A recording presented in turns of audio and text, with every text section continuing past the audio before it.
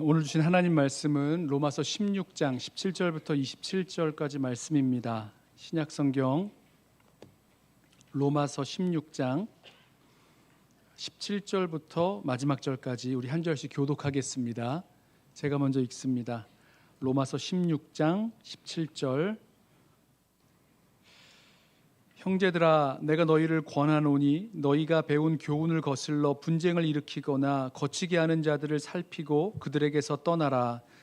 이 같은 자들은 우리 주 그리스도를 섬기지 아니하고 다만 자기들의 배만 섬기나니 교활한 말과 아첨하는 말로 순진한 자들의 마음을 미혹하느니라. 너희의 순종함이 모든 사람에게 들리는지라. 그러므로 내가 너희로 말미암아 기뻐하노니 너희가 선한 데 지혜롭고 악한 데 미련하기를 원하노라. 평강의 하나님께서 속히 사탄을 너희 발 아래에서 상하게 하시리라. 우리 주 예수의 은혜가 너희에게 있을지어다. 나의 동역자 디모데와 나의 친척 누기오와 야손과 소시바더가 너희에게 문안하느니라. 이 편지를 기록하는 나 더디오도 주 안에서 너희에게 문안하노라. 나와 온 교회를 돌보아주는 가이오도 너희에게 문안하고 이 성의 재무관 에라스도와 형제 구아도도 너희에게 문안하느니라. 나의 복음과 예수 그리스도를 전파함은 영세전부터 감추어졌다가 이제는 나타나신 바 되었으며 영원하신 하나님의 명을 따라 선지자들의 글로 말미암아 모든 민족이 믿어 순종하게 하시려고 알게 하신 바 그 신비의 계시를 따라 된 것이니 이 복음으로 너희를 능히 견고하게 하실 지혜로우신 하나님께 예수 그리스도로 말미암아 영광이 세세 무궁하도록 있을지어다. 아멘. 2024년 올해죠. 올해를 들어오면서 우리 교회가 복음으로 새롭게 되기를 원하는 마음으로 이 로마서 말씀을 시작했는데요. 오늘이 로마서 그 마지막 시간이 되었습니다. 사도 바울이 로마 교회를 향해서 너희에게도 복음 전하기를 원하노라고 했던 것처럼 복음은 예수님을 모르는 사람들에게만 필요한 것이 아니라 복음을 알고 예수님을 안다고 하는 교회 공동체에도 꼭 필요한 것이었습니다. 우리 교회도 이 바울이 전하는 이 복음으로 새롭게 되어서 열매 맺는 교회로 또 서로 안위하는 교회로 견고하게 세워지기를 기도하며 말씀을 나누었습니다. 바울은 로마서에서 이 복음이 무엇인지 우리를 그렇게 견고하게 세워지게 하는 그 복음이 무엇인지 설명했죠. 왜 우리 모두에게 이 복음이 필요한지, 또 복음이 어떻게 모든 자에게 구원을 주시는 하나님의 능력이 되는지, 하나님의 의가 복음에 어떻게 드러나는지, 그리고 하나님의 택하시고 부르시는 그 긍휼하심과 신실하심이 무엇인지, 그리고 복음으로 변화된 성도가 어떻게 살아야 되는지에 대해서 사도 바울은 이 복음을 설명했고 이제 편지를 끝맺을 때가 되었습니다. 여러분, 편지를 쓰신다고 하면 그 편지 마지막에 아니면 글을 마치기 전에 내가 하려던 말 중에서 잊은 것이 없나, 빼먹은 것이 없나, 아니면 전하려고 했던 것은 뭐였지 다시 한 번 더 생각하게 되죠. 그러다가 또 주의사항 같은 것이 있으면 이건 참 얘기해줘야 되겠다라는 것이 생각이 나면 전해주게 되는데요. 사도 바울도 이 로마서를 마치면서 교회 공동체를 향한 주의사항 하나를 전합니다. 이 경고의 말씀인데 이 경고가 좀 갑작스럽게 느껴지실 수도 있어요. 왜냐하면 사도 바울이 이 로마서 마지막 부분에 문안 인사를 시작하면서 26명, 베베까지 포함하면 27명의 이름을 하나하나 불러 소개하면서 문안 인사를 전해달라는 부탁을 했죠. 지난 시간 말씀입니다. 나를 위하여 목숨을 내놓을 만큼의 나의 동역자 브리스길라 아굴라 부부에게, 아시아에서의 첫 열매요 나의 사랑하는 에베네도에게, 너희를 위하여 많이 수고한 마리아에게 등등 바울이 아주 따뜻하고 섬세하게 한 사람 한 사람의 이름을 부르며 로마 교회와 성도들에게 이렇게 서로 안부를 전해줄 것을 이렇게 부탁을 하였습니다. 혹시 서로 불편하고 서먹서먹한 관계에 있었다면 그런 관계에 있는 성도들과 교회를 찾아가서 먼저 문안하고 다시 교제를 시작하게 하도록 주시는 말씀이었죠. 그런데 이와는 반대로 성도들에게 너희들이 경계해야 되고 떠나야 할 사람, 관계를 아예 끊어야 될 사람도 있다라고 지금 말씀하고 있는 겁니다. 반대의 경우인 거죠. 왜냐하면 이 사람들은 복음으로 새롭게 된 교회 공동체를 한순간에 무너뜨리고 또 없어지게 할 수 있기 때문입니다. 자, 바울이 어떤 사람을 경계해야 되고 왓치아웃해야 되고 또 떠나야 한다라고 경고합니까? 17절 말씀을 보세요. 형제들아, 내가 너희를 권하노니 너희가 배운 교훈을 거슬러 분쟁을 일으키거나 거치게 하는 자들을 살피고 그들에게서 떠나라. 자, 너희가 배운 교훈을 어떻게 하는 사람이요? 거스르는 사람. 즉 복음을, 너희가 배운 교훈이란 건 복음이죠. 복음을 비판하고 반대해서 이 복음을 믿지 못하게, 의심하게 만들고 복음에서 떠나게 만드는 사람들, 그 사람들을 잘 살펴보고 그들에게서 떠나라, 떠나게 하라, 이렇게 말씀을 하고 있습니다. 권면하는 거죠. 사실 성경을 살펴보면 바울이 전한 복음, 모든 믿는 자에게 구원을 베푸시는 하나님의 이 은혜의 복음을 아주 값싼 은혜의 메시지라고 비판하면서 복음을 반대했던 사람들도 분명히 있었고요. 교회 공동체 안에 있었고요. 또 구원이 확정되었으니까 우리가 아무렇게나 마음대로 살아도 된다고 이야기하는 방종주의자들도 있었고요. 초기 영지주의자들이거나 예수님의 신성과 인성을 부인했던 사람들, 아니면 부활이 지나갔다 하는 사람들, 여러 모양의 이 복음의 말씀을 거스리는, 즉 비판하고 반대하고 다르게 설명하는 사람들이 있었습니다. 자, 이 사람들의 공통점이 무엇인가? 너희가 배운 교훈, 이 복음을 거슬러 비판해서 믿지 못하게 만들어서 결국은 교회 안에 분쟁을 일으키고 또 성도들을 거치게 만드는, 이 거친다는 것은 이제 걸림돌을 놓는다는 건데요. 성도들의 영적인 성장과 성숙, 그 진보에 걸림돌을 놓아서 걸려 넘어지게 만든다는 거예요. 자, 저는 이 말씀을 보면서 우리도 이런 거짓 교사와 거짓 가르침의 그 특징을 잘 알고 있어야 되겠다라는 생각을 하게 되었습니다. 요즘에 교회 공동체에 대한 여러 가지 이슈들이 있죠. 그 중에서 이단의 그런 이슈들도 있는데요. 이런 일들로 말미암아 교회 공동체가 한순간에 무너지고 흔들릴 수 있기 때문입니다. 자, 이 사람들의 가르침을 들어보면요, 뭔가 다른 방식으로 복음을, 이 말씀을 해석하고 설명하면서 잘 보면 결국은 교회 안에 분쟁을 일으킵니다. 왜냐하면 그 복음을 설명하고 있는 방식이 다르기 때문에 그래요.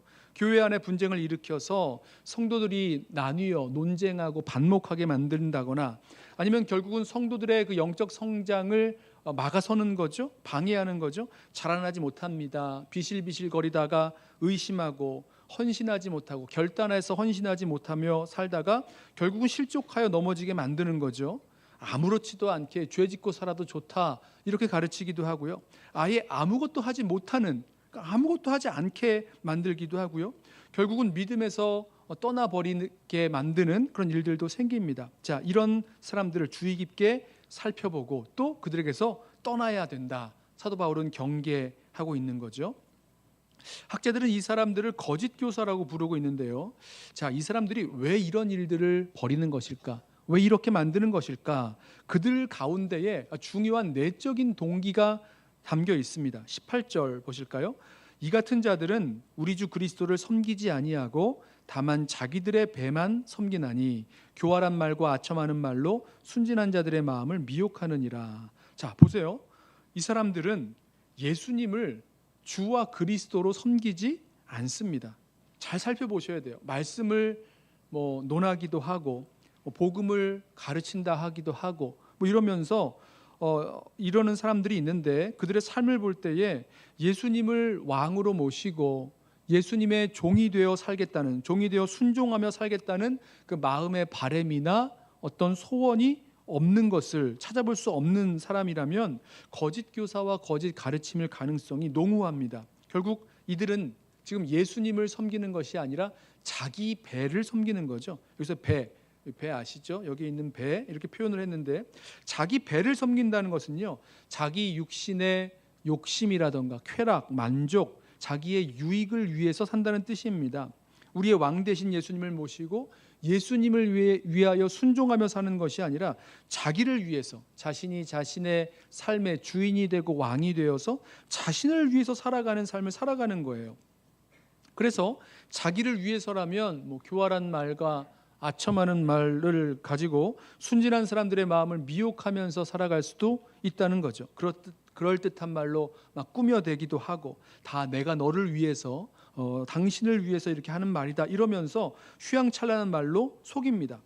자, 이렇게 미혹되고 나면요, 이 거짓 교사의 가르침과 또 이 가르침과 그 인도를 분별하기 어려운 지경이 되잖아요. 그렇기 때문에 그러기 전에 사도 바울이 말씀하고 있는 이 말씀에서 드러내고 있는 거짓 교사와 이 거짓 가르침의 특성을 잘 살펴보고 분별할 수 있어야 됩니다.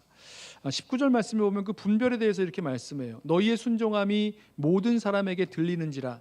그러므로 내가 너희로 말미암아 기뻐하노니 너희가 선한 데 지혜롭고 악한 데 미련하기를 원하노라. 자, 사도 바울이 로마 교회 성도들의 순종하는 그 삶의 소식을 듣고 기쁘다고 칭찬을 하죠. 그러나 이게 마냥 기뻐할 것만은 아닙니다. 왜냐하면 성도의 순종은 말씀을 향한 또 교회 공동체 안에서의 주님을 향한 그런 순종은 맹목적인 순종이 되어서는 안 되기 때문이에요. 이 영어 성경을 보면 또 원어 성경도 마찬가지고요. 내가 기뻐한다라고 하는 말 뒤에 but 그러나라는 말이 덧붙여 나옵니다. 무슨 말씀이냐면 성도의 순종이 기쁜 일인데 이것이 맹목적인 순종이 되어서는 안 된다는 거고요. 분별력 있는 순종이 되어야 될 것을 말씀하고 있는 거죠. 그래서 선한 것이 무엇이고 악한 것이 무엇인지 잘 알고 분별하여 순종해야 되는 것입니다. 지금까지 거짓 교사의 가르침 또 거짓 교사의 그런 특징들을 살펴보면서 존 스타트 목사님은 이것을 분별할 수 있는 세 가지 질문을 하라고 그 주석에서 써놨는데요. 저도 이 말씀에 의미가 담겨 있는 것 같아요. 세 가지 질문을 해보는 거예요. 그 사람들을 향해서 또 그 가르침을 향해서 세 가지 질문을 해보는 겁니다. 먼저는 이 가르침이 성경과 부합하는가? 우리 아까 이 거짓 교사들의 가르침이 성경이 전하고 가르치는 복음을 거스른다라고 말씀하고 있었죠. 그러니까 성경과 부합하는지 묻고 질문을 해봐야 됩니다. 또 주 그리스도를 영광스럽게 하는가? 그러니까 이들이 예수 그리스도의 주되심, 왕되심이 없이 예수 그리스도께 종되어 순종하고 섬기려는 마음이 없는 사람들이라 그랬지 않습니까? 그러니 주님께 영광을 돌리기는커녕 자기 자신에게 영광을 돌리려는 그런 행동들이 더 농후하게 보일 거죠. 이런 질문을 던져야 된다는 거예요. 그리고 선을 촉진시키는가? 자기의 배를 위해서, 자신의 유익과 만족을 위해서라면 어떠한 악도 서슴지 않고 하는 사람들이기 때문에 과연 이 가르침과 이 사람들의 행동을 보면서 이것이 성경에 부합하는지, 주님께 영광을 올려드리는지, 아니면 선을 촉진시키는지 우리 한번 질문하면서 살펴보고 또 분별해야 될 것입니다. 자, 복음으로 세워진 교회 공동체, 그리고 복음 안에서 건강하게 자라나가야 할 교회 공동체가 교회 공동체를 무너뜨리려는 그런 복음을 향한 공격이 계속되어 오고 있죠. 우리를 유혹하기도 하고 또 시험하기도 하고 위협하기도 하고 속이기도 하면서 계속해서 이 복음을 공격해 옵니다. 그 배후에는요, 사탄이 있는 겁니다. 20절 보세요. 평강의 하나님께서 속히 사탄을 너희 발 아래서 상하게 하시리라. 우리 주 예수의 은혜가 너희에게 있을지어다. 사단의 공격은 계속되겠지만 그 모든 공격에서 결국 우리는 승리하게 될 것입니다. 우리가 아니라 하나님께서 우리 발로 그 사단의 머리를 밟아 상하게 하실 것이다. 복음과 진리의 말씀을 계속해서 속이려는 그 사탄의 괴계가 들끓어도 결국은 하나님의 복음과 진리의 말씀이 승리하게 될 것을 말씀하고 있습니다. 그래요, 우리들 가운데에 정말 이 복음 가운데 든든히 서서 건강하게 자라나갈 수 있도록 우리들 가운데 들어올 수 있는 그런 이단적인 그리고 거짓 그 가르침을 잘 분별하고 나아갈 수 있는 저와 여러분 되기를 소원합니다.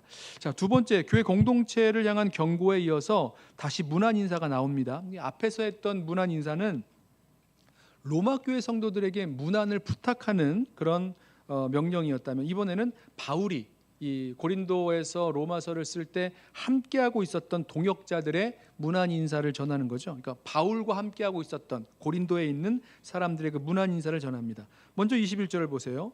나의 동역자 디모데와 나의 친척 누기오와 야손과 소시바더가 너희에게 문안하느니라.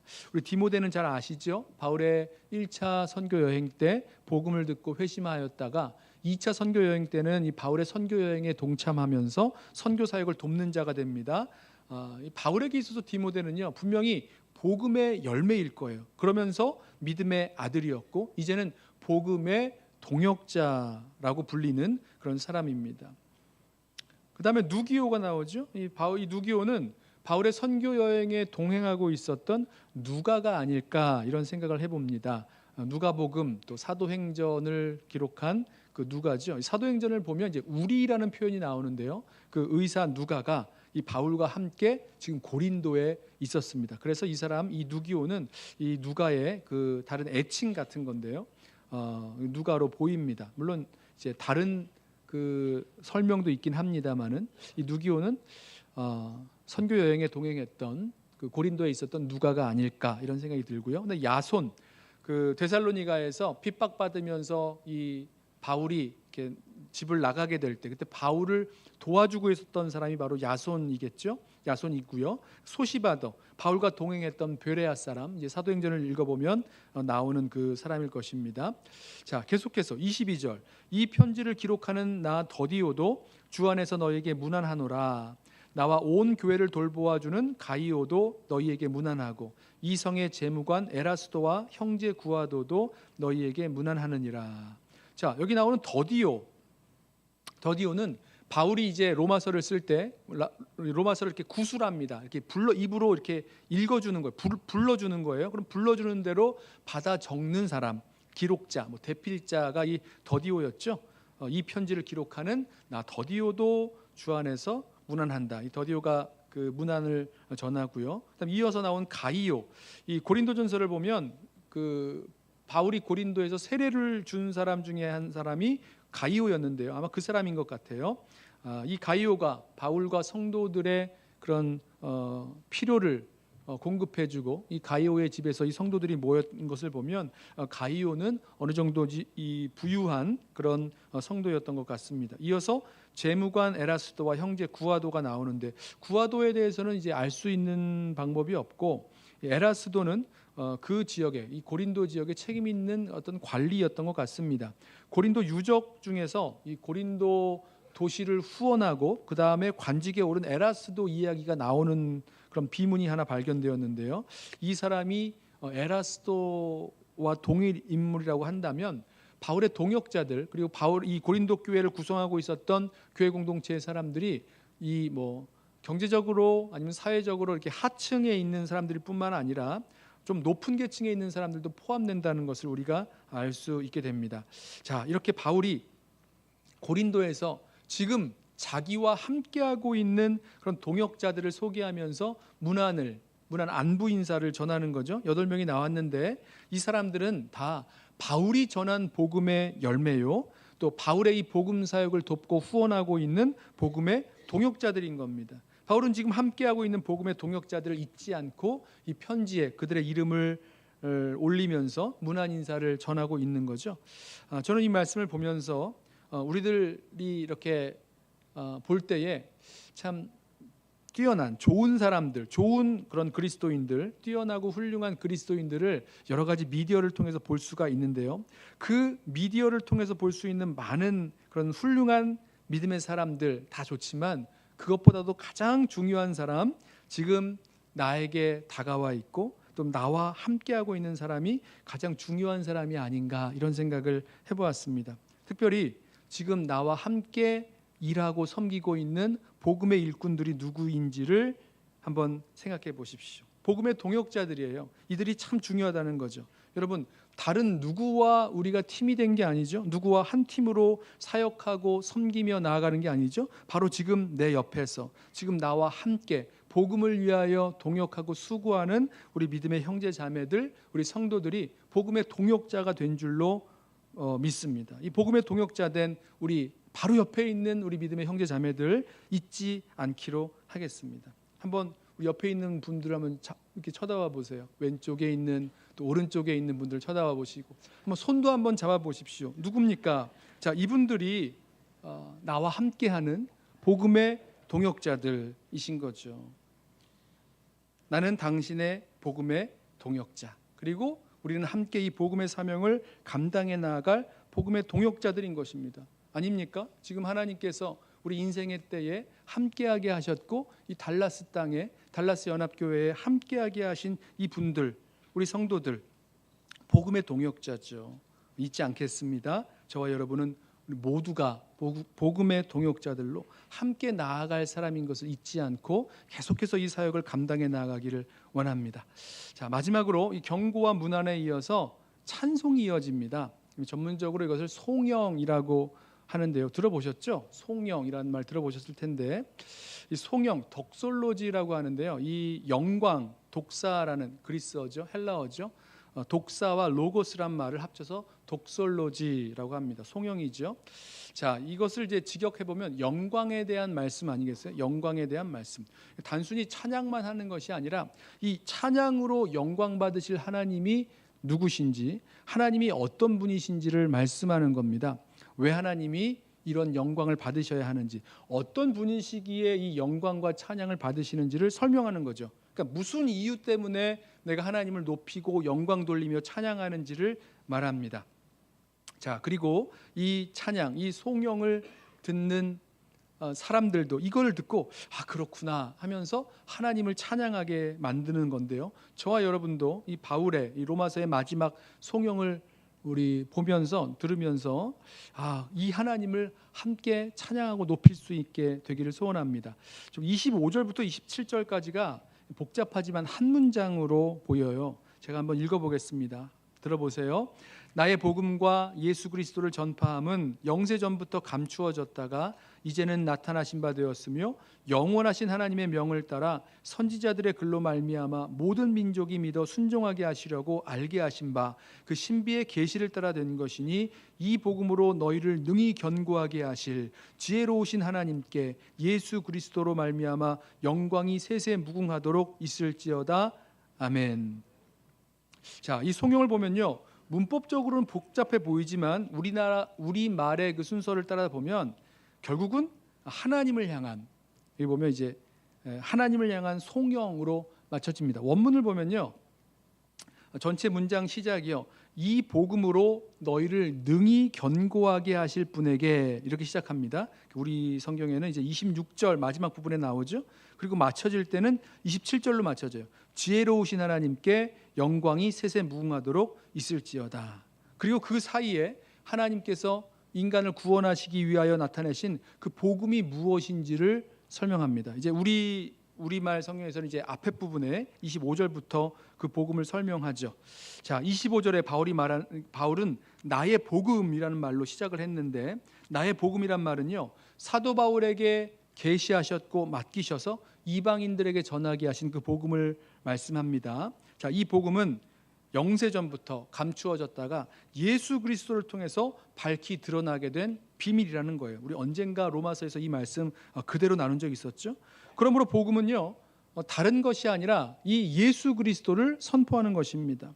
그리고 이 복음으로 하나님은 우리를 견고하게 만드십니다. 이 복음의 비밀, 선지자들의 글과 영원하신 하나님의 명령을 따라 모든 민족에게 알려져서 복음에 합당한 그 믿음의 순종이라는 반응을 하게 되는 거죠. 왜냐하면 이 복음 가운데는 예수 그리스도를 주와 그리스도로 왕으로 믿고 고백하게 되는 그런 믿음의 고백이 담겨 있기 때문입니다. 로마서를 시작할 때에 이 복음이 하나님이 선지자를 통해서 그의 아들에 관하여 미리 말씀하신 것이다, 미리 약속하신 것이다 라고 했었죠. 그대로입니다. 또 십자가에 죽으시고 부활하신 하나님의 아들 예수 그리스도를 선포해서 이방 모든 민족이 믿어 순종하게 한다고 했죠. 그리고 이 복음을 통해서 로마 교회를 견고하게 하려고 한다라고 말했던 그 로마서의 1장 서론 부분의 말씀이 그대로 이 마지막 송영 부분에도 접목이 되어 있습니다. 저는 이 말씀을 보면서 바울이 복음을 설명하고 있는데요. 이 중에서 복음의 능력과 복음의 역사가 교회 공동체 안에 어떤 모습으로 나타나는지를 우리 다시 한번 좀 보았으면 좋겠어요. 먼저는 복음은 모든 민족이 믿어 순종하게 하려고 알게 하신 것이다 말씀합니다. 자, 복음은 모든 민족을 대상으로 하는 거예요. 그래서 저와 여러분도 이 복음의 대상이 되었던 거죠. 누구든지 복음의 대상이 되는 것입니다. 차별이 없어요. 그 결과 이 복음으로 말미암아 하나가 되는 역사가 이루어지는 거죠. 서로 다른 민족, 서로 다른 언어, 서로 다른 문화, 서로 다른 그런 그런 취향, 뭐 이런 것들, 다른 것들이 있을 수 있겠지만 우리가 이 복음으로 말미암아 하나된 모습을 이루어낸다는 것입니다. 모두에게 복음이 필요하고 이 복음으로 말미암아 구원받은 이 믿음으로 구원받은 이 역사 때문에 우리가 똑같은 하나가 이루어질 수 있는 그런 근거가 생기는 거죠. 또 한 가지는 복음은 믿어 순종하게 합니다. 믿음으로 구원에 이르게 해서 믿음으로 구원에 이르는 그 역사뿐만 아니라 그 순종의 삶을 살게 하죠. 말씀드렸다시피 복음은 예수를 주와 그리스도로 우리의 왕으로 믿어 영접하게 하는 거죠. 예수님을 우리 가운데 모시고 주님이 나의 왕이 되셨기 때문에 이제 그 전에는 하나님을 향한 반역과 불순종으로 살았던 우리의 삶이라면 이제는 주님이 나의 왕이 되셨기 때문에 주님의 다스림 가운데서 살아가는, 순종하며 살아가는 그 삶을 시작하게 되는 거죠. 이게 복음의 역사예요. 그리고 마지막으로 복음은 우리를 견고하게 합니다. 모든 민족을 믿어 순종케, 그리고 우리를 견고케 하는 것이 복음입니다. 예수를 믿어도 우리 흔들릴 때가 있죠. 믿음이 흔들리고, 시험 받으면 흔들리고, 유혹 때문에 흔들리고, 어려운 일 만나고 핍박당하면 흔들립니다. 하지만 그 흔들림 없이 흔들림을 이겨내고 견고하게 세워질 수 있는 힘이 있는데 그 능력이 복음에 담겨 있다는 거예요. 여기서 견고케 한다, 이게 스테리조라는 말인데요. 새로운 회심자들을 양육하고 어린 교회를 든든하게 세우는 일을 나타내는 이제 성경에서 자주 쓰는 그런 전문적인 용어입니다. 자, 복음을 우리가 받게 되면 어떻게 됩니까? 복음은요, 우리가 하나님의 그 놀라운 사랑을 받은 주의 자녀로서 살아가도록 흔들리지 않는 정체성으로 우리를 견고하게 합니다. 또 복음은 우리가 흔들리지 않고 주님의 거룩한 신부로 살아갈 수 있는 힘과 능력을 깨닫게 합니다. 또 복음은 우리가 흔들리지 않고 담대한 그리스도의 증인이요 복음의 군사로 살아갈 수 있는 그 길을 열어주는 거죠. 여러분, 저와 여러분이 정말로 복음을 알고 로마서를 통해서 아니면 우리의 삶, 성도들의 삶을 통해서 증거를 통해서 정말로 복음을 알고 믿어서 복음의 능력을 경험했는지 알 수 있는 중요한 그 지표가 여기 몇 가지 찾을 수 있는 거예요. 먼저는 서로 다른 우리들이 예수 그리스도의 복음 때문에 하나가 되었는가, 복음으로 하나가 되었는가 한번 물어보시기 바랍니다. 또 두 번째는 우리가 모두가 다 동일하게 예수 그리스도께 순종하며 살아가는가. 예수님이 나의 주가 되시고 그리스도 왕이 되셨기 때문에 우리 모두가 다 예수님을 주로 순종하며 살아가고 있는가. 이게 복음의 능력을 경험한 사람들에게 나타나는 모습인 거죠. 그리고 이전보다 어떤 일을 만나더라도 어려운 일도 있고 시험도 있고 유혹도 있고 핍박도 있고 여러 가지 어려운 일들을 만나도 흔들리지 않는 그런 견고한 정체성을 가지고 있는가. 이게 복음의 능력을 경험한 사람들에게서 나타나는 모습입니다. 복음의 능력을 알고 경험하면 경험할수록 우리는 복음으로 말미암아 하나님께 영광을 돌리게 되죠. 이 놀라운 복음의 역사와 그 능력을 베푸신 하나님의 위대하심과 그 경이로우심 앞에 엎드려 주님을 경배하며 예배하게 됩니다. 바울은 이 로마서를 마치면서 이 하나님을, 우리에게 복음을 주신, 복음의 역사를 이루신 이 하나님을 지혜로운 하나님, 이렇게 지혜로우신 하나님 이렇게 높입니다. 생각해 보십시오. 죄의 노예로 살아가면서 정말 죽음으로 밖에 갈 수 없었던 우리들, 오호라 나는 곤고한 사람이로다, 이 사망의 몸에서 누가 나를 건져내랴 고민하고 고통하던 우리들, 거기서 우리를 구원할 수 있는 방법이 대체 뭐가 있었겠습니까? 복음밖에 없는 거죠. 아브라함의 자손을 통해서 내가 너로 말미암아 모든 민족이 복을 받게 하겠다, 그 약속, 이게 대체 어떻게 이루어질 것인가 우리 몰랐어요. 알 수가 없었습니다. 무엇입니까? 예수 그리스도의 복음을 통해서 세상 모든 민족이 복을 받게 되는, 이 구원의 축복을 받게 되는 놀라운 역사가 일어나는 것 아니겠습니까?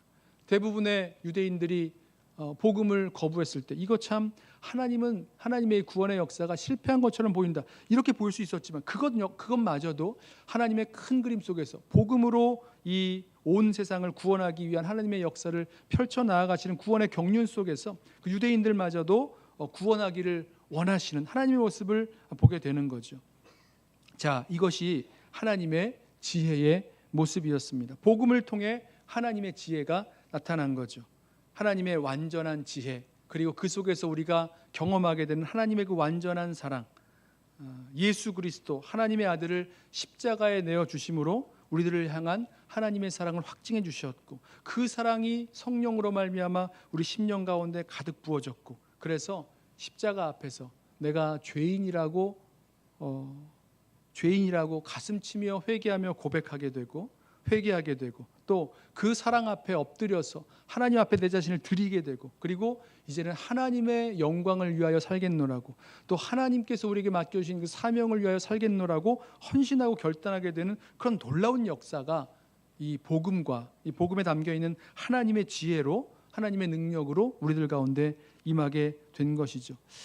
저는 이 말씀을 준비하면서 로마서를 새롭게 시작했던 그 첫 목적을 다시 한번 생각하게 되었습니다. 우리를 새롭게 하는 복음 안에 담겨 있는 하나님의 사랑, 그 복음의 능력, 하나님의 지혜가 지금도 그리고 다시 오늘도 우리 모두에게 필요하다는 그 사실 말입니다.